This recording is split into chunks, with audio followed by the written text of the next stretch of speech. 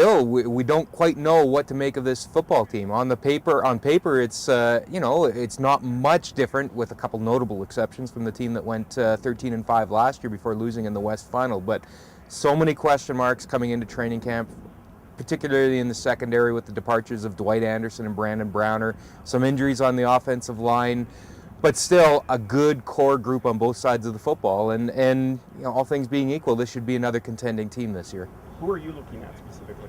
Well, we mentioned the defensive backfield, and replacing Dwight Anderson and Brandon Browner, huge losses to free agency, no question about it. Looks like Greg Fassett and Jeff Tisdale, a free agent signing, will play at the corners. But I really think it's incumbent on the likes of Brandon Smith and Keon Raymond, two veterans who have been at the halfback position, who really, I think, have to take a leadership role with this team and solidifying and kind of giving a little bit of not only leadership, but just kind of composure to that secondary going into this game tonight against the Argos. Any areas that you're keen on that might be interesting to watch? Well, the offensive line has been kind of in a state of flux through training camp. There's been some key injuries. Edwin Harrison, obviously. John Gott going down with an injury. Dimitri Sumpas will not play tonight. The first game he's missed with an injury in his entire football career, which kind of says something. So some new faces to watch there, and replacing Ben Archibald, the outstanding lineman in the CFL last year, is not an easy task either. But I'll also look for Larry Taylor tonight.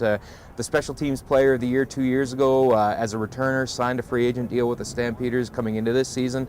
Really excited to see what he can do, because the Stampeders, ever since John Hufnagel arrived in 2008, have really looked for a consistent return threat, and they really hope that Larry Taylor can give it to them.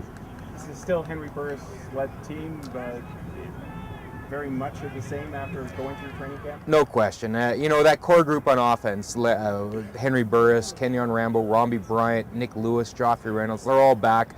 Nothing to suggest, they're all in their 30s, obviously, but based on what we saw during training camp, they're not slowing down a bit. And the motivation is particularly high in light of what happened last November right here at McMahon in the West Final. So, yeah, no reason to believe that core group can't perform at a high level once again this season.